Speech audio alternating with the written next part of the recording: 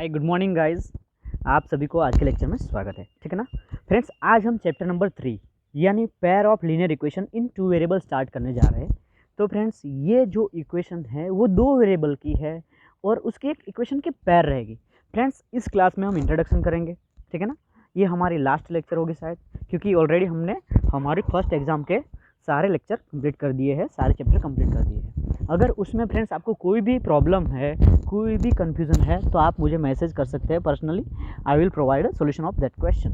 ठीक है ना। अभी फ्रेंड्स, पहली बात तो आपको यहाँ पर पता होना चाहिए कि लीनियर इक्वेशन होती क्या है। ठीक है ना। तो फ्रेंड्स, यहाँ पर लीनियर इक्वेशन यानी ऐसी इक्वेशन जिसकी पावर क्या हो, जिसकी डिग्री क्या हो, 1 होगी, यानी मैक्सिमम पावर क्या हो जाएगी, 1 हो जाएगी। तो फ्रेंड्स, यहाँ पर मैंने एक इक्वेशन लिख दी है 3x + 2 = 0।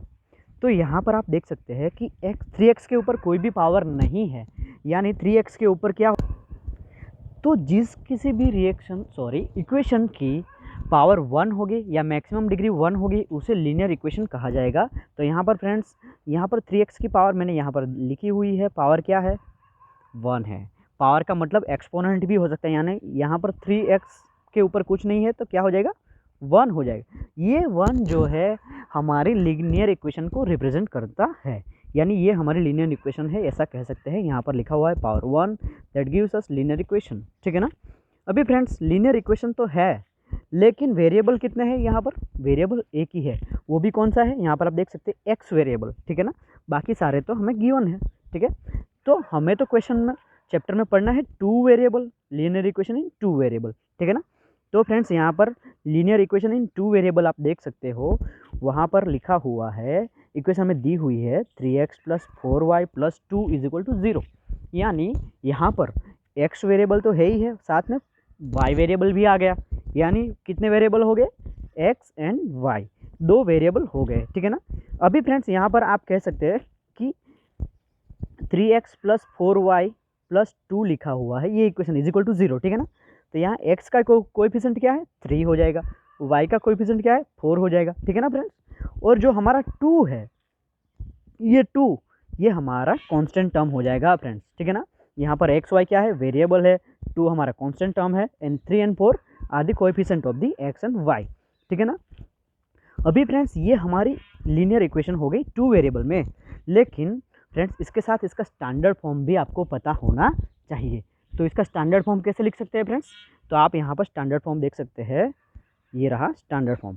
तो स्टैंडर्ड फॉर्म देखिए फ्रेंड्स, यहाँ पर लिखा गया है ax + by + c = 0, यानी a एंड b क्या है, कोएफिशिएंट है, किसके, वेरिएबल x एंड y के। यहाँ पर देख सकते हैं x एंड y के हमारे कोएफिशिएंट है क्या, a and b, c is the constant term. ठीक है ना। तो फ्रेंड्स, यहाँ पर एक कंडीशन दी हुई है, a is not equal to 0, a 0 के बराबर नहीं होना चाहिए, and b is not equal to 0, b भी 0 के बराबर नहीं होना चाहिए। क्यों फ्रेंड्स, तो यहाँ पर आप देख सकते हैं, अगर a को 0 के बराबर कर दूँ तो ये पूरा का पूरा मल्टीप्लिकेशन 0 हो जाएगा। ठीक है ना, ये पूरा का पूरा मल्टीप्लिकेशन 0 हो जाएगा। तो ये हमारी लीनियर इक्वेशन इन 1 वेरिएबल हो जाएगी, एक ही वेरिएबल रहेगा y। अगर मैं b को 0 कर देता हूँ फ्रेंड्स, तो y का मल्टीप्लिकेशन 0 के साथ हो जाएगा, तो वो y की जो भी वैल्यू होगी वो 0 हो जाएगी। तो यहाँ पर एक ही वेरिएबल बच जाएगा x, तो वो तो लीनियर इक्वेशन इन 1 वेरिएबल हो गई। ठीक है ना। तो यहाँ पर a is not equal to 0 and b is not equal to 0 वाली कंडीशन अप्लाई होगी ही, तभी हमारी लीनियर इक्वेशन इन 2 वेरिएबल आ सकती है। ठीक है ना फ्रेंड्स। लेकिन फ्रेंड्स, हम यहाँ पर चैप्टर के नाम पर से ही पता कर सकते हैं कि यहाँ की पेयर ऑफ लीनियर इक्वेशन बोला है, पेयर होनी चाहिए लीनियर इक्वेशन की। तो यहाँ पर आप देख सकते हैं, मैंने यहाँ पर 2 इक्वेशन ली हुई है, तो ये हमारी पेयर हो गई, ये हमारी इक्वेशन 1 हो गई, ये हमारी इक्वेशन 2 हो गई। ठीक है ना। तो ये 1 एंड ये इक्वेशन 2, तो ये पेयर ऑफ लीनियर इक्वेशन हो गया। उस पेयर को फ्रेंड्स स्टैंडर्ड फॉर्म में कैसे लिख सकते हैं, तो यहाँ पर आप देख सकते हैं ax + by + c1 = 0, यानी यहाँ पर a1 क्या हो जाएगा, ये हमारी first term, second term and third term, तो ये हमारी इक्वेशन हो जाएगी फर्स्ट इक्वेशन। दूसरी इक्वेशन को लिखना होगा, तो फ्रेंड्स दूसरी इक्वेशन को क्या लिखेंगे, a2x + b2y + c2 = 0, यानी ये हमारी लीनियर इक्वेशन 2 का स्टैंडर्ड फॉर्म हो जाएगा। तो फ्रेंड्स, दोनों पेयर को ऐसे हम रिप्रेजेंट कर सकते हैं, and in the standard form ऐसे लिख सकते हैं, ठीक है ना। बहुत ही सिंपल है फ्रेंड्स, इसको अच्छे से लिखना है, ठीक है ना, इसको अच्छे से याद करना है, क्योंकि हमें अगर क्वेश्चन आता है तो वहाँ पे ए की वैल्यू, बी की वैल्यू एंड सी की वैल्यू हमें एक्सट्रैक्ट करनी रहेगी इक्वेशन में से। आपको अगर पता ही नहीं होगा कि यहाँ पर ए की वैल्यू क्या है, बी की वैल्यू क्या है, सी की वैल्यू क्या है, स्टैंडर्ड फॉर्म पता होगा तो आप निकाल सकते हो। अभी फ्रेंड्स लीनियर इक्वेशन तो हमने देख लिया, पेयर भी देख ली, यानी 2 इक्वेशंस है, ठीक है ना। तो method of solve pair of linear equation in 2 variable, method to solve, यानी मेथड इस इक्वेशन को, इस पेयर को सॉल्व करने की मेथड कौन कौन सी है। तो पहली मेथड है फ्रेंड्स ग्राफिकल मेथड, एंड दूसरी है अलजेब्रिक मेथड। दूसरी कौन सी है, अलजेब्रिक मेथड है, जो फ्रेंड्स हम आगे पढ़ेंगे। यहाँ पर ग्राफिकल मेथड की बात करते हैं, और ग्राफिकल मेथड में 3 कंडीशन है, 3 सिचुएशन है, ठीक है ना। उसमें पहली कंडीशन हमने यहाँ पर दी हुई है। पहली कंडीशन क्या है friends, a1 divided by a2 is not equal to b1 divided by b2, ठीक है ना। यानी a1 divided by a2 is not equal to b1 divided by b2। यानी फ्रेंड्स यहाँ पर जो a1 बाई a2 का रेशियो है वो b1 बाई b2 के रेशियो के बराबर नहीं है, इक्वल में नहीं है। तो यहाँ पर एक एग्जांपल लेके समझते हैं। यहाँ पर मैंने इक्वेशन लिख दी हुई है, ये हमारी लीनियर इक्वेशन इन 2 वेरिएबल है, पेयर है, ठीक है ना। इसमें से फ्रेंड्स आपको पता ही होना चाहिए ए की वैल्यू क्या हो जाएगी, 2 हो जाएगी a1 की, a2 की वैल्यू 3, b1 की 3, b2 की 4, c1 की 4 एंड c2 की 9, ठीक है ना। इस तरह से हमें वैल्यू निकालनी है। यहाँ पर फ्रेंड्स आप देख सकते हैं मैंने सारी की सारी वैल्यू लिख दी है, ठीक है ना। तो अभी हम क्या करेंगे, a1 by a2 is equal to b1 by b2 करेंगे, ठीक है ना। तो यहाँ पर a1 की वैल्यू क्या है फ्रेंड्स, हमने a1 की वैल्यू यहाँ पर देख लीजिए आप, a1 ये रहा 2 है, तो मैंने यहाँ पर 2 लिख दिया है, डिवाइडेड बाई a2 यानी 3, तो 3 लिख दिया है, ठीक है ना। b1 की वैल्यू क्या है फ्रेंड्स, 3 है, आप यहाँ पर देख सकते हैं b1 की वैल्यू क्या है, 3 है। तो यहाँ पर मैंने b1 की वैल्यू क्या है फ्रेंड्स, 3 है, एंड b2 की 4 है, यानी 3 डिवाइडेड बाई 4। तो क्या हो जाएगा, 2 divided by 3 is equal to 3 divided by 4। अभी फ्रेंड्स इसके फ्रैक्शन ब्रैक्शन जो भी होंगे, यानी फैक्टर वेक्टर जो भी होंगे, उसको निकाल के इनको लोएस्ट फॉर्म में लाया जाएगा। लेकिन यहाँ पर दोनों ही इक्वल नहीं हो रहे, यानी is not equal to a1 by a2 is not equal to b1 by b2, ये कंडीशन यहाँ पर अप्लाई होती है। तो फ्रेंड्स इस दोनों इक्वेशन के लिए, यानी इस पेयर के लिए फ्रेंड्स अगर हमने ग्राफ ड्रॉ किया तो यहाँ पर आप देख सकते हैं ये एक्स एक्सिस है, ये वाई एक्सिस है। अगर ग्राफ ड्रॉ किया तो एक इक्वेशन की लाइन ये आएगी, तो दूसरी इक्वेशन की लाइन ये आएगी। तो ये दोनों फ्रेंड्स किसी पॉइंट पे एक दूसरे को इंटरसेक्ट करेगी, यानी एक ही जो पॉइंट है दोनों को टच करती है, एक ही पॉइंट है जो हमारा इंटरसेक्टिंग पॉइंट है, यानी कह सकते हैं इसका एक सॉल्यूशन है। जो दो लाइन एक दूसरे को एक जगह पे टच करती हो, इंटरसेक्ट करती हो, उसके लिए फ्रेंड्स हम कह सकते हैं इसका एक सॉल्यूशन है। तो फ्रेंड्स इस दोनों इक्वेशन के लिए यहाँ पर देखिए a1 by a2 is not equal to b1 by b2, ये कंडीशन जब भी अप्लाई होगी तो हम उन दो इक्वेशन के लिए लिख सकते हैं इंटरसेक्टिंग लाइन्स, यानी दोनों एक दूसरे को कट करती हुई होगी। तो यहाँ पर आप देख सकते हैं दोनों एक दूसरे को कट कर रही है, ओनली वन सॉल्यूशन, सही बात है, यहाँ पर देखा गया है कि एक ही जगह टच कर रही है, दोनों एक ही जगह इंटरसेक्ट हो रही है, ठीक है ना। तो एक ही सॉल्यूशन होगा, तो यहाँ पर ओनली वन सॉल्यूशन, ठीक है, बहुत अच्छी बात, ठीक है ना। फिर कंसिस्टेंट लिखा गया है। कंसिस्टेंट वर्ड का मतलब होता है फ्रेंड्स कि जो भी इक्वेशन अगर सॉल्यूशन देती है, किसी भी इक्वेशन का अगर एक सॉल्यूशन होता है या एक से ज़्यादा सॉल्यूशन होते हैं तो उसे कंसिस्टेंट कहा जाएगा। क्या कहा जाएगा, कंसिस्टेंट। तो यहाँ पर फ्रेंड्स आपको मोस्ट इंपोर्टेंटली ये कंडीशन के लिए a1 by a2 is not equal to b1 by b2 के लिए याद रखना होगा कि ये इंटरसेक्टिंग लाइंस होगी, यानी अगर इंटरसेक्ट करती है तो वो सॉल्यूशन देगी, ठीक है ना। तो यहाँ पर एक ही जगह इंटरसेक्ट करती है, इसलिए ओनली वन सॉल्यूशन, ठीक है ना। और फ्रेंड्स सॉल्यूशन दे रही है तो उसके लिए क्या वर्ड है, कंसिस्टेंट लाइन, ठीक है ना। तो यहाँ पर आपको क्वेश्चन में पूछा जाएगा कि भाई ये दो इक्वेशन की पेयर है, ठीक है ना, तो उसमें से ये कंसिस्टेंट है या इनकंसिस्टेंट है, ये आपको बताना है। तो कैसे बताओगे, तो ये अप्लाई करके ये वाला आप इक्वेशन कंडीशन यहाँ पर अप्लाई होता होगा, तब जाके हमारी इक्वेशन फ्रेंड्स कंसिस्टेंट होगी। अगर नहीं हो रहा है, यानी a1 by a2 is equal to b1 by b2 आ रहा है, तो ये दोनों कंडीशन हमारी यहाँ पर ये कंडीशन अप्लाई नहीं हो रही है कि ये इंटरसेक्टिंग लाइन है, ठीक है ना। तो यहाँ पर अगर a1/a2 इजिक्वल टू b1/b2 आ रहा है तो हम लिख नहीं सकते कि ये इंटरसेक्टिंग लाइन है। लेकिन यहाँ पर अगर हमने ये वाली कंडीशन पा ली a1/a2 is not equal to b1/b2 तो हम कह सकते हैं कि इंटरसेक्टिंग लाइन्स है, इंटरसेक्टिंग लाइन है तो इसके सॉल्यूशन होंगे। तो अगर एक जगह इंटरसेक्ट कर रही है तो वन सॉल्यूशन होगा और कंसिस्टेंट भी होगी। अगर फ्रेंड्स बहुत सारे जगह पे ये टच करती है दोनों लाइन तो भी इसके लिए कंसिस्टेंट ही वर्ड यूज किया जाएगा। ठीक है ना, बहुत ही सिंपल है। अभी थोड़ा आगे देखते हैं फ्रेंड्स। अभी फ्रेंड्स कंडीशन नंबर 2, अगर कंडीशन यहाँ पर दूसरी कंडीशन देखते हैं, अगर यहाँ पर हमारे इक्वेशन में a1/a2 is equal to b1/b2 is equal to c1/c2 होगा तो उसके लिए क्या कहा जाएगा। तो एक एग्जाम्पल के द्वारा इसको हम थोड़ा समझते हैं फ्रेंड्स। यहाँ पर देख लीजिए एग्जाम्पल दिया हुआ है 2x + 3y + 4 is equal to 0, 4x + 6y + 8 is equal to 0। ठीक है ना, ये दो इक्वेशन दी हुई है। तो यहाँ पर आप देख सकते हैं a1 की वैल्यू 2 है, b1 की वैल्यू 3 है, c1 की वैल्यू 4 है, a2 की वैल्यू 4 है, b2 की वैल्यू 6 है एंड c2 की वैल्यू 8 है। ठीक है ना, यहाँ पर मैंने सारी वैल्यू भी लिख दी हुई है। आपको सिर्फ क्या करना है, इनका रेशियो लिखना है, यानी ये हो जाएगा 2/4, ये हो जाएगा 3/6, ये हो जाएगा 4/8।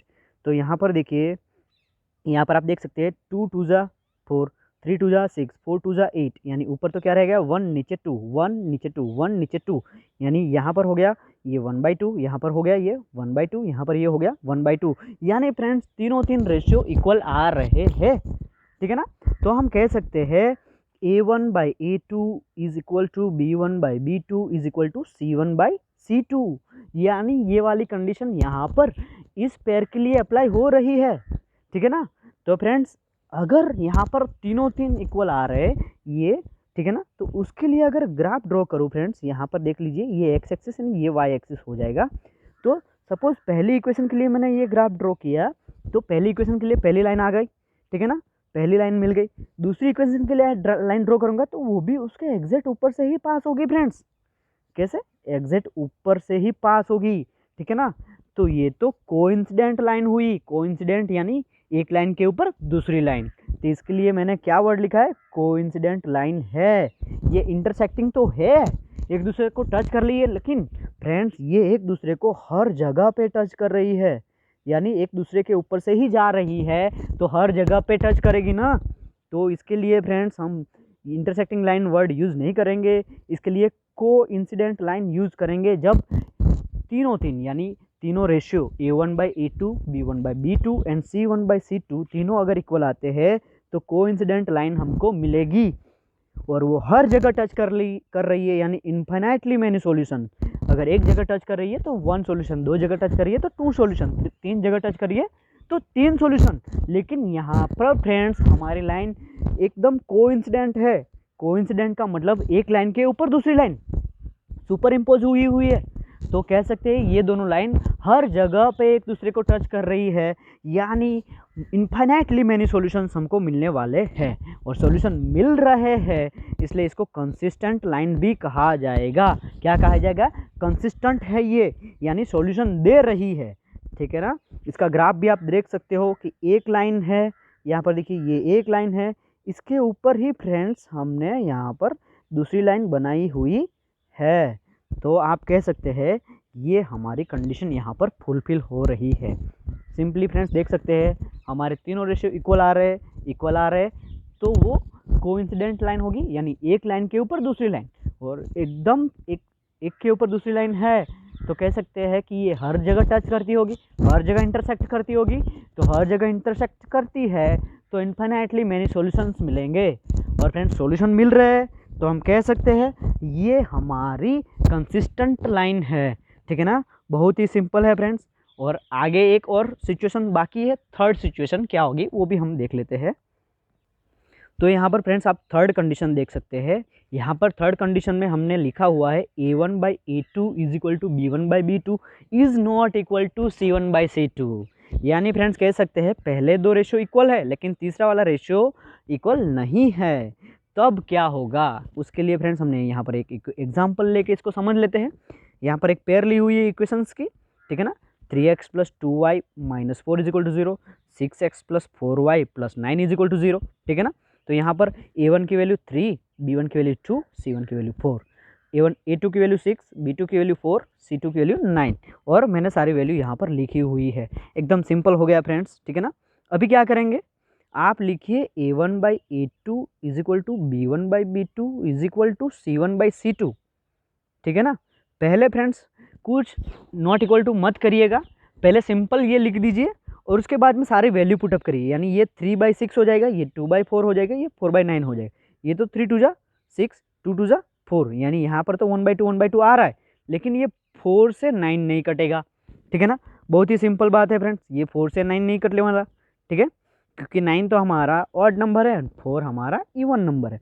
तो यहाँ पर देख लीजिए, ये 3 2 जा 6 यानी ऊपर 1, 2 2 जा 4 यानी यहाँ पर 2 ऊपर 1, ये नहीं कटने वाला।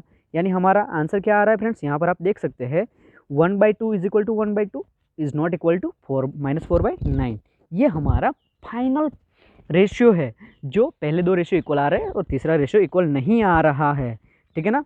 ऐसे कंडीशन में फ्रेंड्स इसका अगर ग्राफ ड्रॉ किया जाए, यहाँ पर आप देख सकते हैं ये हमारा y एक्सिस है, ये हमारा x एक्सिस है, ये पहली लाइन की इक्वेशन है, ये दूसरी लाइन की इक्वेशन। दोनों ही फ्रेंड्स एक दूसरे को कहीं भी टच नहीं कर रही है, कहीं भी इंटरसेक्ट नहीं कर रही है, यानी हम कह सकते हैं ये हमारी पैरेलल लाइंस हो जाएगी। क्या हो जाएगी, पैरेलल लाइंस हो जाएगी। यानी फ्रेंड्स यहाँ पर आप देख सकते हैं मैंने लिखा हुआ है पैरेलल लाइंस, ठीक है ना। पैरेलल लाइंस है तो इसका क्या हो जाएगा, नो सॉल्यूशन, कोई भी सॉल्यूशन नहीं है, ठीक है ना। क्यों, ये दूसरे को टच ही नहीं कर रही है। अगर इंटरसेक्ट करेगी तभी तो सॉल्यूशन मिलेगा। यहाँ पर पैरेलल लाइंस है तो ये टच नहीं करेगी, टच नहीं करेगी तो सॉल्यूशन नहीं मिलेगा, ठीक है ना। और सॉल्यूशन नहीं है तो इसके लिए वर्ड क्या यूज़ किया जाएगा, आपको पता ही है। सॉल्यूशन मिलता है तो उसको कंसिस्टेंट कहते हैं, लेकिन सॉल्यूशन नहीं मिलता है तो उसको इनकंसिस्टेंट कहा जाएगा। बहुत ही सिंपल है फ्रेंड्स, तीनों कंडीशन को आपको याद रखना है। उस कंडीशन के मुताबिक हम लाइन के बारे में प्रेडिक्शन कर सकते हैं कि ये इंटरसेक्टिंग है या एक कोइंसिडेंट लाइन है या पैरेलल लाइन है। अगर इंटरसेक्टिंग है तो कितने सॉल्यूशन है, कोइंसिडेंट लाइन है तो इनफाइनाइटली मेनी सॉल्यूशंस है, ठीक है ना। पैरेलल लाइन है तो एक भी सॉल्यूशन नहीं है। अगर सॉल्यूशन देती है तो उसको कंसिस्टेंट कहा जाएगा, और सॉल्यूशन नहीं देती है तो उसको फ्रेंड्स यहाँ पर देख सकते हैं इनकंसिस्टेंट कहा जाएगा। बहुत ही सिंपल है ये फ्रेंड्स। हमारी जो लीनियर पेयर इन टू वेरिएबल इक्वेशंस थी पेयर की, उसके सॉल्व करने के यहाँ पर ग्राफिकल मेथड के 3 कंडीशन थे, ठीक है ना। उन तीनों कंडीशन को हमने यहाँ पर बारी से देख लिया है, ठीक है ना। अभी फ्रेंड्स एल्जेब्रिक मेथड से कैसे हम हमारी लीनियर पेयर ऑफ इक्वेशन को सॉल्व कर सकते हैं वो आप देख सकते हैं। यहाँ पर friends method to solve pair of linear equations in two variable, linear equation को 2 वेरिएबल वाली इक्वेशन को फ्रेंड्स कैसे सॉल्व किया जाएगा उसकी मेथड्स दी हुई है। तो यहाँ पर ग्राफिकल मेथड की बात कर ली, अभी अल्जेब्रिक मेथड की बात करनी है। अल्जेब्रिक में भी फ्रेंड्स 3 मेथड है। पहली है सब्स्टिट्यूशन मेथड, दूसरी है एलिमिनेशन मेथड और तीसरी है क्रॉस मल्टीप्लिकेशन मेथड। यानी तीनों मेथड की यहाँ पर बारी बारी से हम डिस्कशन करेंगे, ठीक है ना। बहुत ही सिंपल है फ्रेंड्स। पहली मेथड यहाँ पर हम देख सकते हैं सब्स्टिट्यूशन मेथड है। सब्स्टिट्यूट का मतलब आपको पता ही होगा, किसी को हटा के किसी और को लगाना, ठीक है ना, ठीक है, एक की जगह पे दूसरा लगाना सब्स्टिट्यूट होता है, ठीक है ना। वैसे भी क्रिकेट मैच में भी आपने देखा ही होगा, किसी प्लेयर ने अगर ज़्यादा बैटिंग कर ली है तो उसको फील्डिंग में आने की ज़रूरत नहीं है, उसकी जगह कोई और फील्डर आ जाता है, कोई और प्लेयर फील्डिंग करने आ जाता है, ठीक है ना। उसको सब्स्टिट्यूट प्लेयर भी बोला जाता है। इसी तरह फ्रेंड्स हमें यहाँ पर एक इक्वेशन दी हुई है, उस एग्जाम्पल को समझते हुए यहाँ पर हमारा सब्स्टिट्यूशन मेथड को हम समझ ना पाएंगे, ठीक है ना। यहाँ पर देखिए एग्जाम्पल है x + y = 16, x - y = 4, ठीक है ना। तो ये हमारी इक्वेशन नंबर 1 हो गई और ये हमारी इक्वेशन नंबर 2 हो गई। यहाँ पर दोनों इक्वेशन यहाँ पर लिखी हुई है फ्रेंड्स। यहाँ पर आंसर देखेंगे कैसे लिखेंगे, फ्रॉम इक्वेशन 1। तो इक्वेशन 1 क्या है, x + y = 16। तो ये फ्रेंड्स यहाँ पर हमें क्या करना है, x या y की वैल्यू लानी है। x की भी वैल्यू ला सकते हो, y की भी वैल्यू ला सकते हो। तो मैंने यहाँ पर x की वैल्यू लाई है, ये y को फ्रेंड्स इधर भेज दिया है। तो y यहाँ पर प्लस था तो इस तरफ आएगा तो माइनस हो जाएगा, यानी x = 16 - y। ये y इधर आ गया तो मुझे यहाँ पर x की वैल्यू मिल गई है। अभी इस x की वैल्यू को फ्रेंड्स मैं इक्वेशन 2 में पुट करूँगा। इस x की वैल्यू को कहाँ पुट करना है, इक्वेशन 2 में। गलती से भी उसको इक्वेशन 1 में पुट कर दिया तो आंसर नहीं आएगा फ्रेंड्स। आपको x की वैल्यू को या y की वैल्यू जो आपने बनाई हुई है इक्वेशन में से उसको दूसरे वाली इक्वेशन में पुट करिएगा। तो यहाँ पर देख सकते हैं putting the value of x in equation 2। तो यहाँ पर मैंने इक्वेशन 2 लिख दी हुई है। अभी फ्रेंड्स यहाँ पर देखिए, यहाँ पर x minus y is equal to 4, यानी x की जगह मुझे क्या लिखना है 16 माइनस वाई। तो मैंने 16 माइनस वाई लिख दिया हुआ है, माइनस वाई ये रहा इज इक्वल टू 4। तो यहाँ पर आप देख सकते हैं 16 minus 2y is equal to 4। तो ये 16 फ्रेंड्स इधर चला जाएगा तो माइनस 16 हो जाएगा, तो 4 माइनस 16 हो जाएगा। यहाँ पर आप देख सकते हैं minus 2y is equal to 4 minus 16, यानी minus 2y is equal to minus 12। Minus 16 में से अगर 4 जाएगा तो आप देख सकते हैं माइनस 12 हो जाएगा, माइनस माइनस कट हो जाएगा, ठीक है ना। तो y इज इक्वल टू ये 2 यहाँ पर नीचे आ जाएगा, तो 12 डिवाइडेड बाई 2 हो जाएगा। y is equal to 12 divided by 2, 2 6 जा 12, यानी y की वैल्यू क्या आ रही है फ्रेंड्स, y की वैल्यू यहाँ पर आप देख सकते हैं y की वैल्यू 6 आ रही है। बहुत ही सिंपल है फ्रेंड्स, ठीक है। इसी y की वैल्यू को इक्वेशन 1 या 2 में किसी में भी आप पुट कर सकते हो। Now put y is equal to 6 in equation 1। तो इक्वेशन 1 ये रही x plus y is equal to 16। तो फ्रेंड्स यहाँ पर y की जगह हमें क्या लिखना है 6 लिखना है, और ये 6 इधर आ जाएगा इज इक्वल टू क्रॉस करते हुए तो माइनस 6 हो जाएगा, यानी x is equal to 16 minus 6। 16 में से अगर 6 गया तो क्या आ जाएगा x इज इक्वल टू 10, और वो प्लस वाला, क्योंकि 16 बड़ा है 6 से इसलिए प्लस वाली वैल्यू आएगी। यानी हमने यहाँ पर value of x and y find out कर लिया है, x is equal to 10 and y is equal to 6। बहुत ही सिंपल है फ्रेंड्स। यहाँ पर हमने ये सब्सटीट्यूट किया हुआ है, x की वैल्यू को सब्सटीट्यूट किया किस में, इक्वेशन 2 में, and we get the value of y and we put the value of y in equation either of the equation 1 और 2 we get value of the x, ठीक है ना। यहाँ पर हमको value of x and y मिल जाती है, ठीक है। अभी नेक्स्ट मेथड देखेंगे फ्रेंड्स कि दूसरी मेथड में क्या फंडा है कि हम कैसे सॉल्व कर सकते हैं हमारी लीनियर पेयर को, ठीक है। यहाँ पर देख सकते हैं फ्रेंड्स एलिमिनेशन मेथड, यानी हमने सब्स्टिट्यूशन तो सीखा, अभी एलिमिनेशन मेथड में क्या होता है, एलिमिनेशन वर्ड का मतलब है निकलना, ठीक है ना, निकालना। तो किसी एक वेरिएबल को हमने यहाँ पर 2 वेरिएबल लिए हुए हैं फ्रेंड्स, एक्स एंड वाई, वो पी क्यू भी हो सकता है, एक्स वाई भी हो सकता है, ठीक है, वाई जेड भी हो सकता है, कुछ भी हो सकता है। तो 2 वेरिएबल में से किसी एक वेरिएबल को हम निकाल देंगे, ठीक है ना। तो यहाँ पर फ्रेंड्स हमें एक्स या वाई को निकालना होगा, ठीक है ना, दोनों इक्वेशन में से। तो पहली बात एक्स एंड वाई को निकालना होगा, तो दोनों के कोएफिशिएंट की वैल्यू क्या होनी चाहिए, सेम होनी चाहिए। तो यहाँ पर ये 3 है और ये 2 है, तो क्या करेंगे फ्रेंड्स, इक्वेशन 1 को 2 से मल्टीप्लाई कर देंगे, इक्वेशन 2 को 3 से मल्टीप्लाई कर देंगे। तो यहाँ पर देखिए मल्टीप्लाई इक्वेशन 1 बाई 2, तो पूरी इक्वेशन मैंने यहाँ पर लिख दी हुई है, 2 से मल्टीप्लाई करूँगा, 2 3 जा 6, 2 4 जा 8, 2 10 जा 20, यानी यहाँ पर मुझे नई इक्वेशन मिल रही है 6x plus 8y is equal to 20, उसको इक्वेशन नंबर 3 दे दिया, ये हमारी इक्वेशन 1 एंड इक्वेशन 2 है, ठीक है ना। फिर इक्वेशन 2 को 3 से मल्टीप्लाई किया जाएगा, तो 2 इक्वेशन मैंने यहाँ पर लिखी हुई है, तो 3 से मल्टीप्लाई करूँगा, 2 3 जा 6x माइनस 6y हो जाएगा, 3 2 जा 6, यानी 6x minus 6y is equal to 6, हमारी इक्वेशन 4 आ गई, ठीक है ना। अभी आप यहाँ पर देख सकते हैं फ्रेंड्स दोनों इक्वेशन में बड़ा कौन है, यहाँ पर 20 है, तो इक्वेशन 4 को हम 3 में से माइनस करेंगे, सब्ट्रैक्ट इक्वेशन 4 फ्रॉम 3। तो मैंने यहाँ पर इक्वेशन 3 जो है वो लिखी हुई है, और उसमें से इक्वेशन 4 हमने माइनस करनी है। तो यहाँ पर माइनस का साइन है, तो फ्रेंड्स आप देख सकते हैं ये जो प्लस था वो माइनस हो जाएगा, ये माइनस था ये प्लस हो जाएगा, ये प्लस था ये माइनस हो जाएगा, ठीक है ना। तो ये तो 6 प्लस 6 माइनस 6 कैंसिल ही हो जाएगा, यहाँ पर प्लस 8 और प्लस 6y हो गया, तो ये 14y हो जाएगा, क्या हो जाएगा 14। और यहाँ पर फ्रेंड्स 20 में से अगर 6 गया तो कह सकते हैं 14 ही आएगा, क्या आएगा 14 आएगा। तो यहाँ पर 14y इज इक्वल टू 14 है, तो y is equal to 14 divided by 14, यानी 14 14 कैंसिल, तो y की वैल्यू क्या आ जाएगी 1 आ जाएगी। यानी सिंपल फ्रेंड्स हमने यहाँ पर एक वेरिएबल को एलिमिनेट कर दिया है, कट कर दिया है, वो आप पता चलेगा कौन से वेरिएबल को कट करा है, कौन से वेरिएबल को एलिमिनेट किया है, 6x को, यानी x को एलिमिनेट करने के लिए हमें यहाँ पर दोनों ही x की कोएफिशिएंट की वैल्यू सेम लानी होगी।